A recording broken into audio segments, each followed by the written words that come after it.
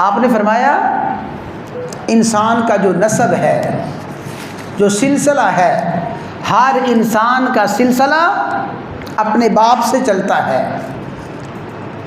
बाप है, उसने जिस खातून के साथ निकाह किया, जो औलाद हुई, वो सिलसिला नसब उस खातून से नहीं चलेगा।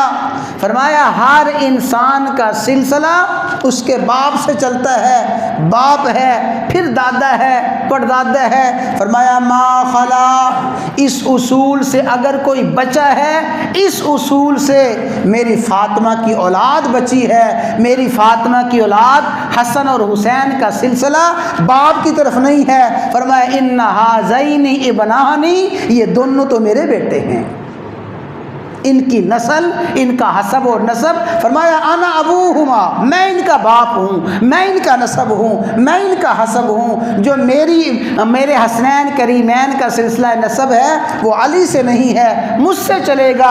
पता चलेगा रसूलुल्लाह सल्लल्लाहु अलैहि वसल्लम के बेटे हैं हसनैन करीमैन और ज़ैनुल आबिदीन, आपके पोते हैं इमाम जाफ़र सादक और इमाम बाक़िर, ये आपका सिलसिला नसब है। फरमाया हर इंसान का सिलसिला नसब अपने बाप से चलता है, मेरे शहजादों का सिलसिला नसब मुझसे चलेगा।